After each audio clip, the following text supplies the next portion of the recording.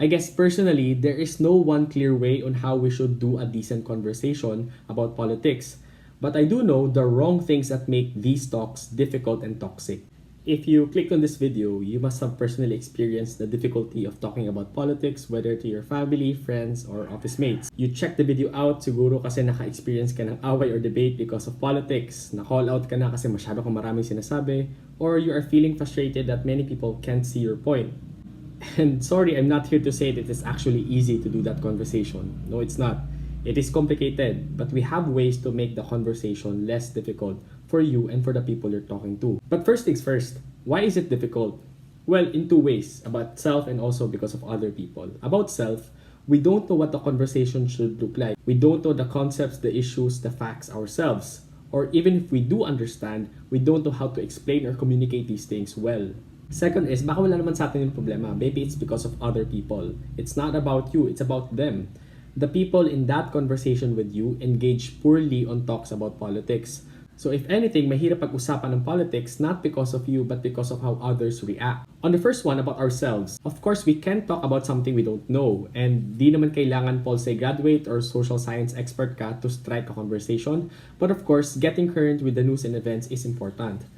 But out of all these political theories and bureaucratic problems, there's always a way to digest a political situation. And that is to laymanize them into something relatable, into a context na gets ng lahat. Politics is all about the exercise of power, how that power and influence is distributed by an authority, whether it be a person, an institution, or an idea.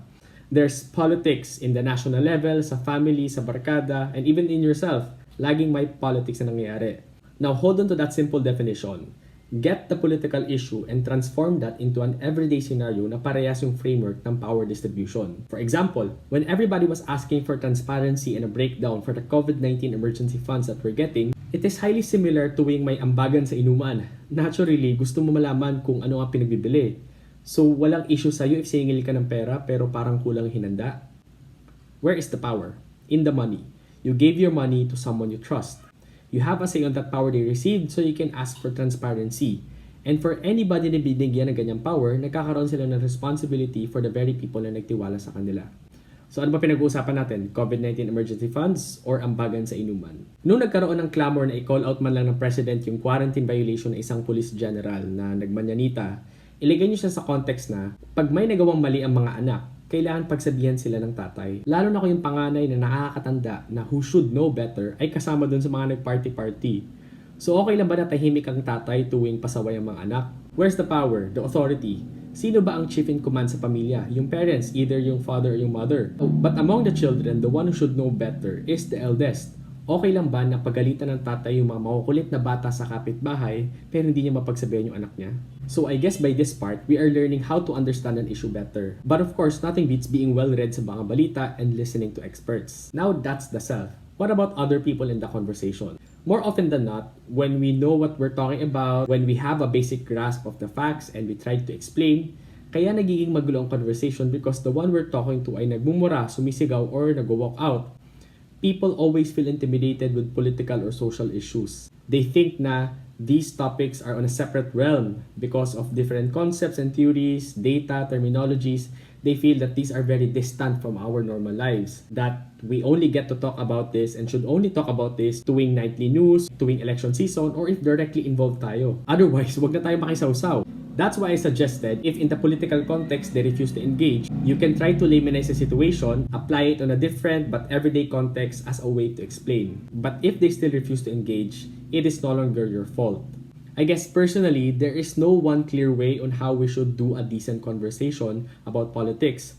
But I do know the wrong things that make these talks difficult and toxic. First, opinions over facts. If you assert your opinion without any basis, if kunwari narinig mo lang na sinabi ng kumari mo or nabasa mo lang sa isang credits to the owner post, it will be difficult to resolve it because you have no way to ground the conversation. But if the conversation stems from facts, with sources, and simply getting current with the news and events, it will not lead to any subjective interpretation. Second, attacking the character of the one talking instead of the idea or matter. Younger ones are discouraged to talk sa mga nakakatanda, DDS versus Dilawan, mga di nakapagtapos, mga Bisaya, mga LGBTQ. People use a speaker's profile to invalidate what they're saying. But if you just focus on the input and if it's based on facts tulad ng sinabi ko kanina, you will not get derailed sa conversation. Thirdly, rude language. This is not just about using foul words or the exclamation point or puro caps lock. I think more than the explicit and verbal language, I think if condescending yung tone mo, may mocking and assertive yung mga pinagsasabi mo na parang ini-impose mo sa kanila na kailangan maniwala sila kagad, you will discourage an actual engagement with the one you're talking to. So makipag-usap na maayos with the intent of listening, to ask questions, and those things will elicit replies. What you notice on these red flags about bad conversations, these are the strategies of trolls tuwing gagaguhin tayo. Bato lang sila ng bato ng mga lies, sirain pagkatao mo, ignore what you said, at gumamit ng offensive language. They are not there to have a conversation, not to listen, they are there to waste your time. So do you want to appear like a troll pagkausap ka? I hope not. The average Filipino feel that these conversations about politics are out of reach, na wag na tayong makisawsaw. Their assumptions about sa mga usapan na ganito ay 1. We need to be subject matter experts before we can talk about these things. And 2. Since we can totally separate ourselves from these socio-political issues, why be involved? These assumptions are wrong. I hope number 1 was already disproven by my explanation earlier, na pwede nating eliminate yung context nito. But on number 2, ano nga ba naman pakialam natin sa mga lumad, sa Marawi, sa Philippine-China relations? The government that shapes these policies, that lets these problematic situations persist, is the same government who's going to manage our lives in a few years.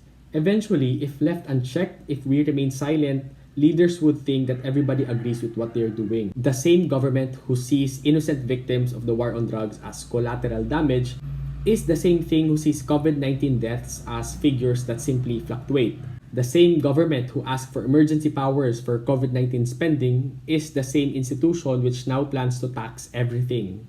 The same government who appoints fake news peddlers and hates actual journalists is the same authority who shut down a TV network. We've seen the early signs and we chose to not start a conversation, and now we're here. Am I saying na kailangan gumawa tayo ng political rants at mag-status lagi, mag-rally sa labas, talk to everyone? Ikaw bahala, those are options. But what I am specifically saying in this video is don't run away from these conversations. Maintain a connection to news and current events. Yes, we can regulate our consumption. Okay naman yun. Mahirap nga naman if puro negative news kinukonsume natin lagi. But don't cut yourself out on these socio-political conversations. These are relevant. This will have an impact on our lives. If not now, in the future mangyayari yun.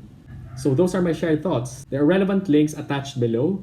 Think of this video as a start of our conversation. If I shared something and you agree with it and you'd want to see more, please hit subscribe. Bye!